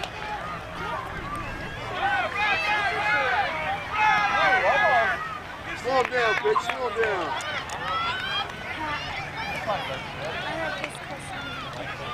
Run, run, come on. Come on, run, run, run. Nice hit, nice hit. Hey, you taking pictures? Do I have to? Come back over here to Michael Hey, now. Chris, come on, buddy.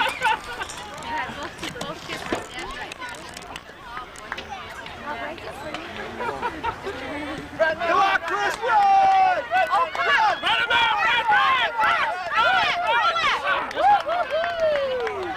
Good shot. Way to go, big guy. I can't sit over there with the women. Hey,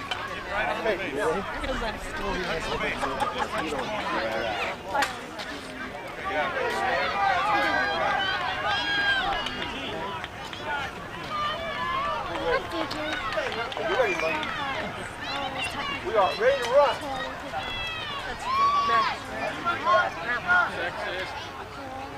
Go, go, go, go, go, go, go!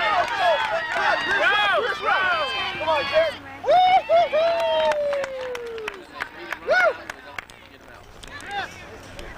Come back over to Enix again. The balls aren't really getting right by them.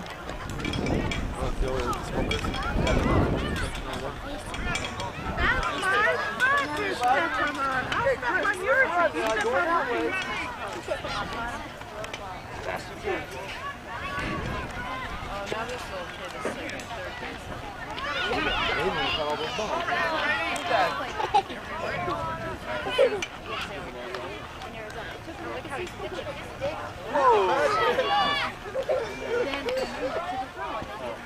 Nice curve, nice curve, Chris. One more. There you go.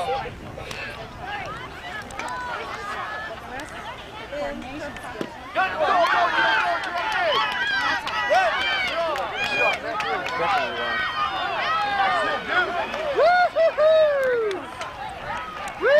Nice shit, nice shit. Come out from behind the fence a little bit. Enoch's quite a distance away over there now. Go to third. At least I don't have the fence in the way and people bouncing the fence for me. Run, run, run, run, run. Dead ball, dead ball.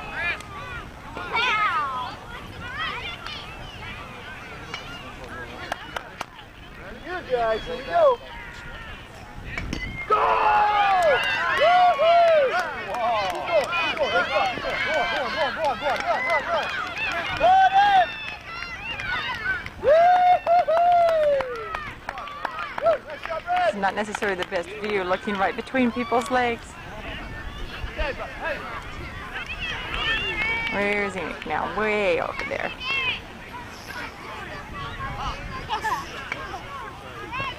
Hey, Derek, you ready, buddy? Try to keep dodging the coaches, and it's hard to do.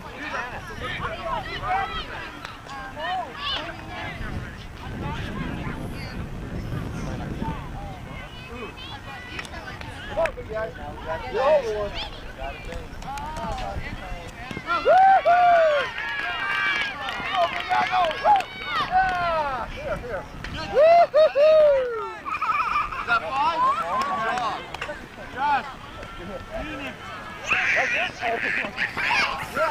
Okay, now we're up to bat. We're switching again. Michael just ran up to the base and they caught a fly ball. The other team caught a fly ball and then ran over and tagged another base, and so they got 2 outs in one turn. I'm sure there's a real technical term for that, but of course I don't know it.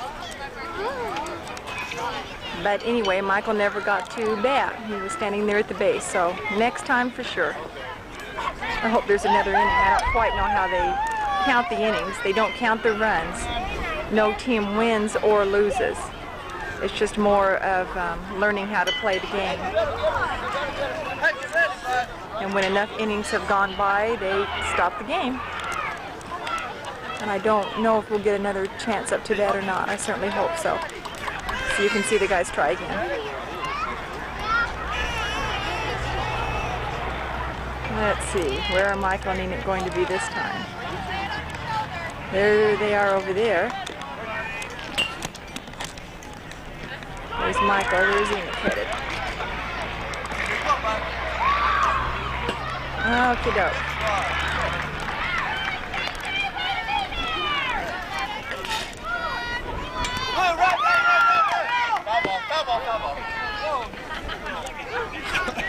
Good hit, bud. Get ready, same thing. My boys around there, they don't hear it. Come on, Mac. Get ready. I'm in my smartphone, I don't think. Ooh, good try. Good try.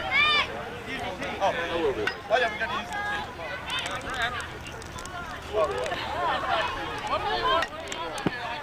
Is Michael on first base again? Is that what he's playing? No. Apologize again for the fence in the way. There's no way to get right up close without having a fence, which is the way it's supposed to be for safety reasons, of course. Run. Good job, buddy.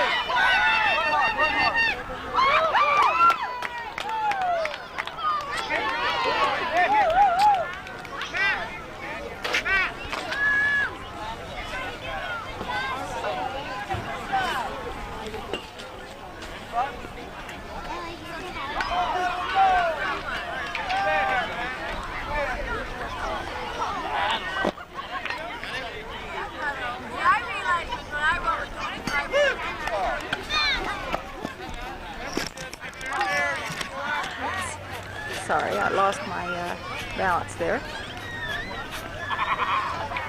I'm hesitant to turn this off because at any time I turn it off, that may be when the ball goes right out to either Michael or Enoch.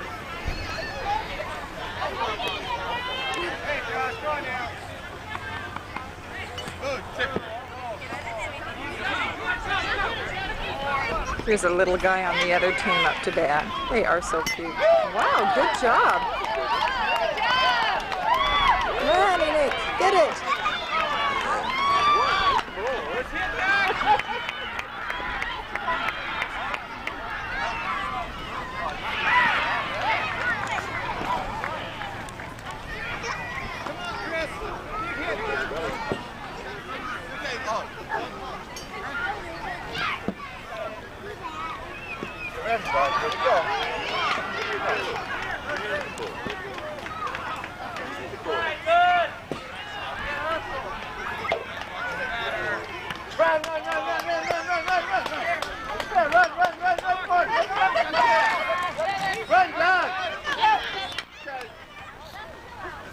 You're finally getting out? Hey.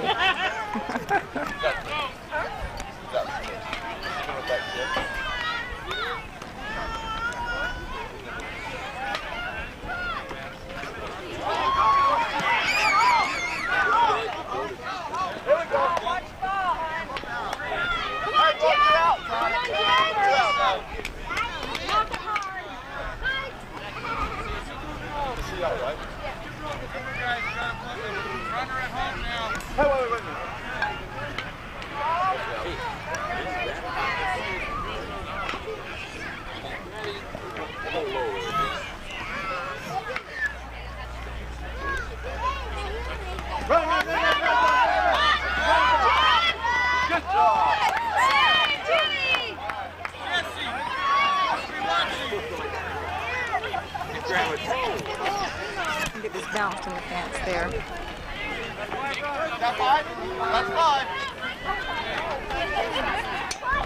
Okay, I guess we're going to get one more chance, I hope.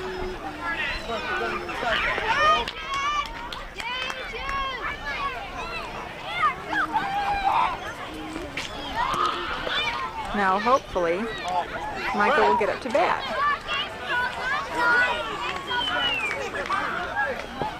Oh no.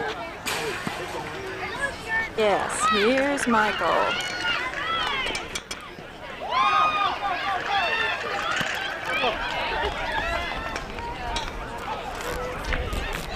Fred, shoot over.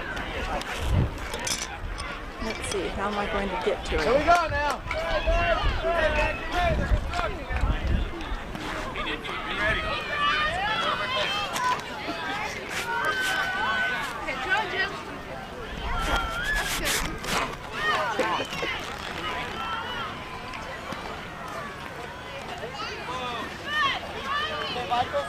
Get ready.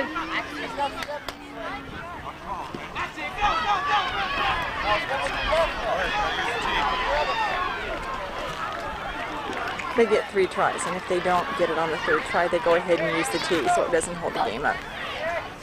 Drop the ball, Matt, or Mike. Drop the ball. Run, run, run! Good job. Good job. Oh, he's out. Enoch's turn. Other team's pretty good on catching those balls and getting guys out.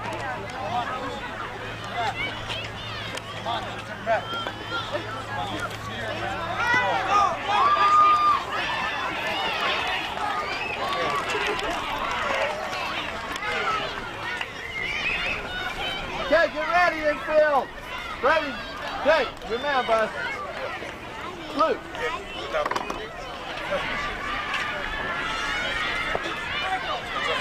Enoch's got his hands backwards. He does that a lot.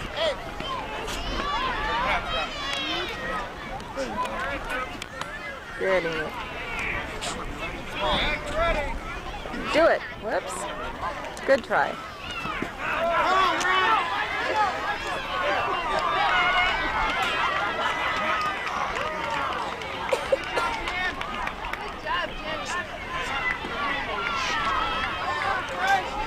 Good. Run. Run, run, run, run, run, run. tag him out? I guess he got tagged out. Boy, that team's doing a really good job. Luke, you're down, bud. Get him, Luke. First base. First base. We're back in the outfield again. Oh, and I have a sign flashing telling me that my battery is going dead, so I don't know how well most of this is going to turn out, but this is probably our last time outfield anyway. Oh, let's see, where is everyone? Oh, there's Enoch over there. Now, where's Michael? Is that him way over there? Oh, I can't see through these guys' legs again. There is just no way.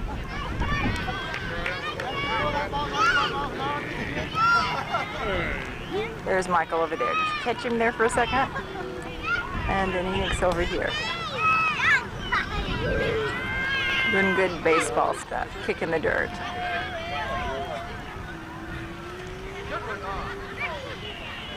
They're both just sitting here in the dugout or whatever it's called, spitting at each other. Boys, boys, boys.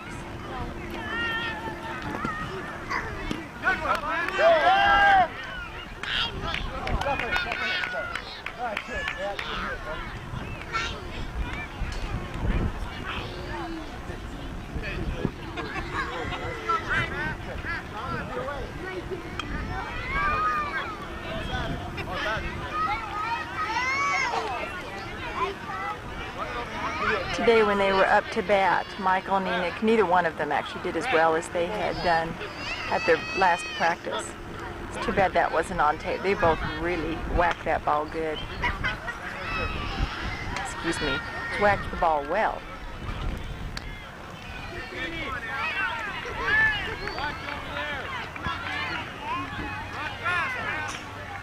Go, man, go. Get it, somebody. First, Brad, first. All right. Okay, they just finished the game. I tried to get this on in time, and I did. They do a rah team for the other team. Now, what are they up to? I believe this is the day that they get their trophies for having played. And I hope you get to see it. The battery light is still flashing pretty well here. Please don't run into me, sweetheart.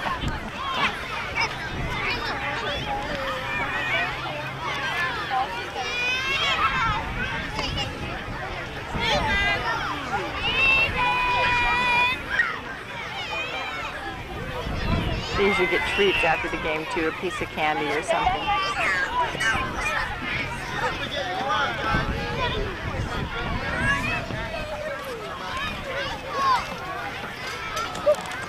Hang on.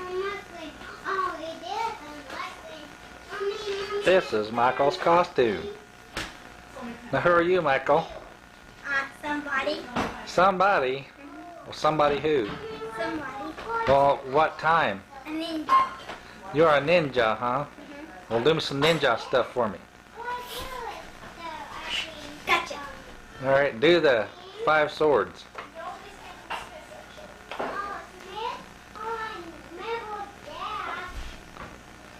All right, do me another one.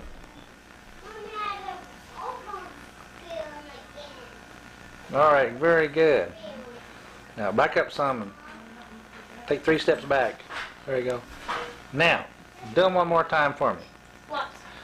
Do some techniques for me.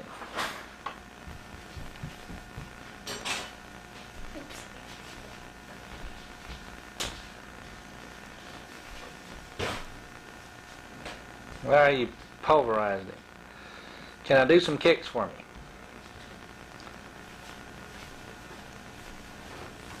All right, kick higher now.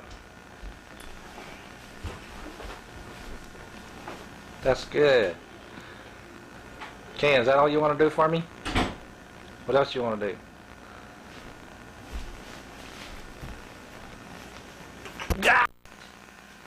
Okay, after I recovered, we'll try it again now. Let's see if he won't smash me in the face again.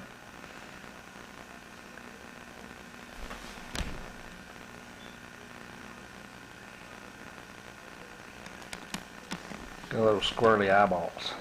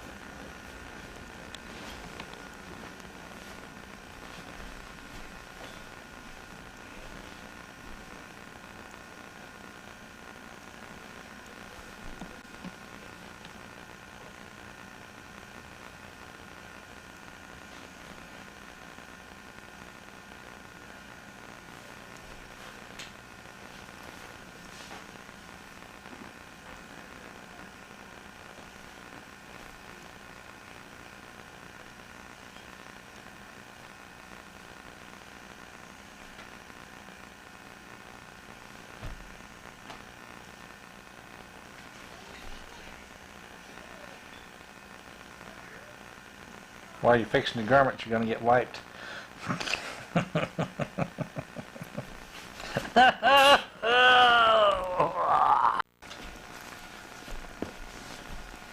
Uh-oh. This time, one more move like that, and goes the head.